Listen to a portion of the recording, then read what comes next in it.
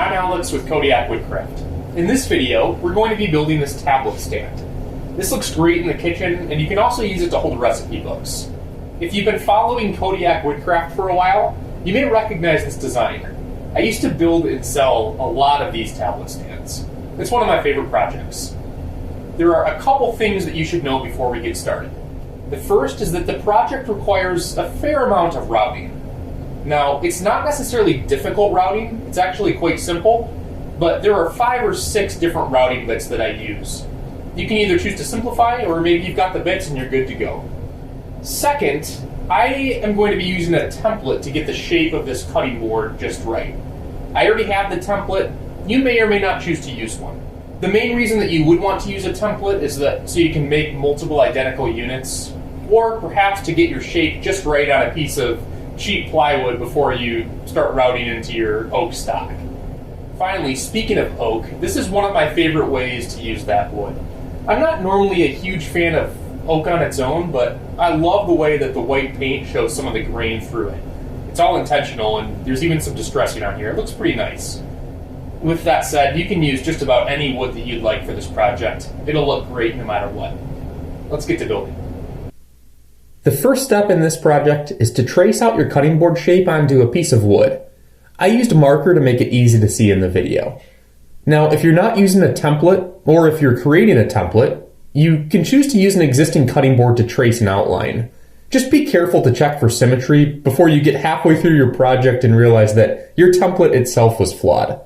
One trick here, much like paper hearts, you can fold a piece of paper, cut it, and then use that as a symmetrical guide.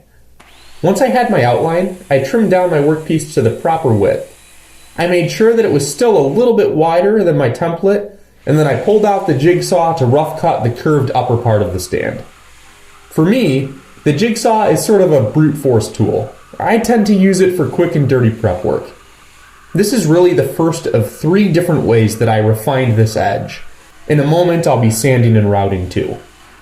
Depending on your tools, you don't have to do all 3 of these things. You can use combinations of the methods. I would be a bit hesitant to rely on the jigsaw alone, but if that's what you've got, and if your hand is steadier than mine, more power to you. In these video shots here, I'm just cutting one section at a time and then adjusting the position of the board and the clamps for the next part of the cut. Again, in my case, I'm only doing this to rough out the cut and to save as much of the off-cut piece as possible. I'm going to be using that piece to cut the triangular base piece, and I've got just enough room to work with. Once I finished my rough cut, I moved over to my oscillating sander. This is what I used to really creep up on my outline. When I get to the routing table in the next step, I want to have minimal overhang from my template and almost nothing left to trim. A few words on the sander if you choose to use one. First of all, this is definitely more of a specialty tool. If you don't have a sander, it's probably best just to take the template route and then go straight to the router. If you're not using a template, you might be best off finishing your shaping here. You'll get to avoid the risk of tear out that comes with the router, and you can still achieve a smooth and consistent outline. With that said, the one part that's a bit tricky to shape perfectly with the sander is the very top of the handle. It's easy to get flat spots or to take too much off in an effort to avoid them. Between that and wanting to stick to the exact shape that I always use, I chose to finalize my shaping at the router table. Now, before doing any routing, I attached my template to the workpiece with carpet tape. This stuff is great for pattern routing from templates. It certainly holds strong. My router table has seen better days and needs to be tuned up. So I put some tape on the table because one of the screws has been scratching my material. It's not some special trick, it's just a quick workaround so that I can get through this project. I used a straight pattern matching bit here and slowly worked my way around the workpiece. Like I alluded to earlier, the top of the handle is super prone to tear out, so I'm taking shallow cuts and I'm taking it slow. I will say if tear out gets the best of you and you plan on painting your stand, epoxy putty makes for an easy fix. Once I had my cutting board perfectly shaped, I used a 3/4 inch Forstner bit to drill a decorative hole in the handle. When that was done, I peeled off my template. I then went back and found the smallest ground over bit I could and I use that to round out the hole on both the front and the back of the stand. Like the rest of the routing you'll see, this just adds a little bit of polish to the work and makes it feel nice. I then went back to the router table and got to work on my edge profiles. On the front side, I used a small cove bit. To me, this is a great choice for the front of the stand.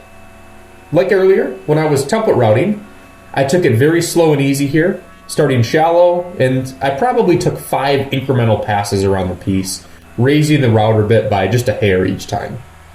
The front turned out great, and I'll let you get a look at what the stand looks like so far.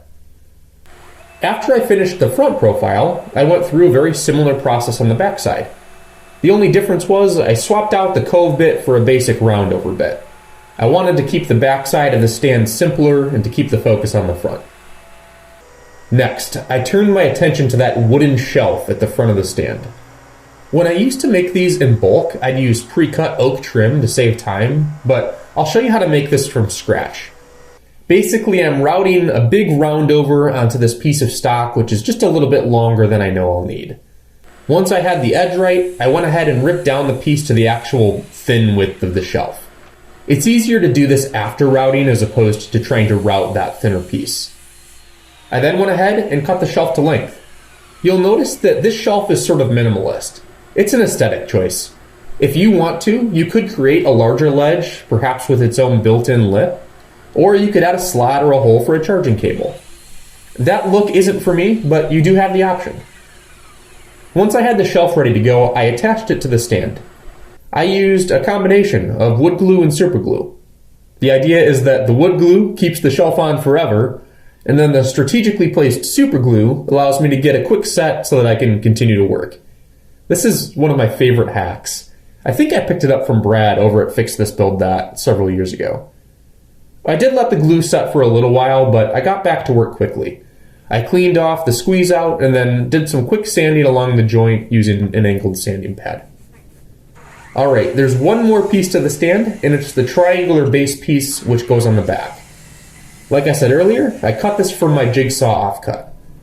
While it would have been just fine to cut off a corner of the piece, I like to orient this triangle so that the wood grain flows along with the board. It takes an extra cut, but it's worth it to me.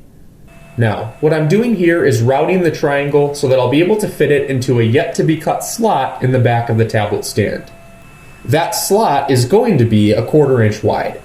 So I'm using a straight bit to gradually trim off a little bit of wood on each side of the triangle so that I'll be able to inset it perfectly. I'm just riding the fence for this and flipping the triangle for each cut. As you can see, I was able to match that 1/4 inch channel pretty easily. The next part is a bit tricky to explain, but essentially I had to hog out a little bit of material at the top end of the triangle. You'll get the idea as you watch the video here. The whole point of doing this is to give yourself a little bit of wiggle room when attaching the piece, which saves you from having to nail the geometry. Also, if you do this, you won't need to square off your routed channel in the tablet stand itself. The final step in the triangle is to round over the back edge. Alright, I've been talking about that channel in the back of the stand. Here it is, and here's how it's made. You can use a straight bit or an upcut spiral bit here. The key is to measure for center carefully and then to set your fence carefully. You don't want to be making adjustments to anything other than the depth of cut. One thing that I like to do is to put a piece of tape on the router table, which tells me when I've cut a long enough channel. After you do a few passes, you can feel it too. If I was making this out of pine or something like that, I would probably do a dovetail channel, but with oak, I'd rather not because I don't want to have to do the whole cut in one pass. Once my channel was cut, I went ahead and made sure that the triangle fit nicely. As I'm trying to illustrate here, you've got some flexibility in the positioning of the piece. What you need to do is to hold the stand upright, get it sitting nicely, and then use a pencil to mark where the pieces should align. Gluing is pretty straightforward here. Just fill up the channel and align the pieces. The glue will swell the joint, and if you did a good job cutting it, that piece won't be going anywhere. I used just a little bit of clamping pressure and cleaned up a little bit of squeeze out at the bottom of the stand. The final stage in the project was finishing. This part is quick and easy if you're taking the distressed painted route like I did. The first step is just to spray. I went with 2 coats of paint. And the next step is to distress. I do this with sanding pads. It looks really nice if you focus on the corners and the edges where the tablet stand would actually have wear.